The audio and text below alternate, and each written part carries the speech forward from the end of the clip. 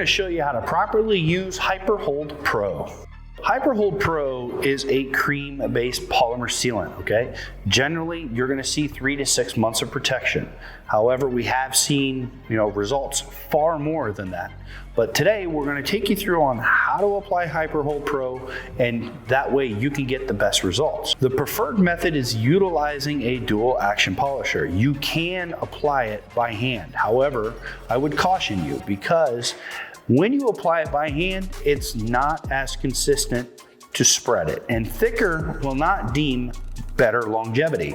Having a thicker substance on your substrate or on your gel coat, all it's going to do is simply make it a lot harder for you to remove. Use a dual action machine, it'll be a lot faster and it'll make the end result a lot better. What kind of pad would you use? There's many different pads out there. Obviously, you want to choose a pad that's going to be the least aggressive. Now, the pad of choice that we're using for this demonstration is an all black microfiber pad by Buff & Shine. And why microfiber? Well, a couple of reasons. One, when you use a foam pad, and if you have to use foam, that's perfectly okay.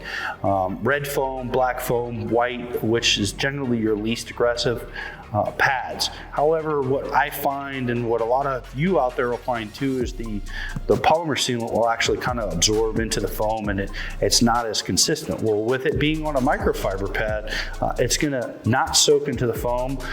You're gonna be able to put a more consistent layer on it.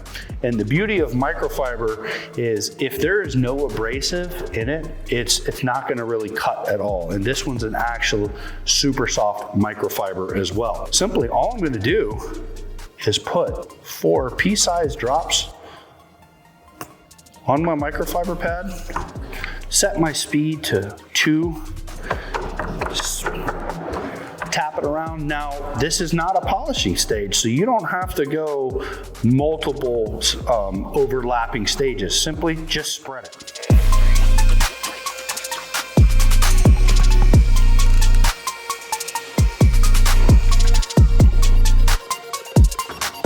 And now, all you need to do is wait about 20 to 30 minutes for it to dwell on the surface, because it actually has SiO2 in it. You want it to absorb into the pores of the gel coat. That way you get the best protection.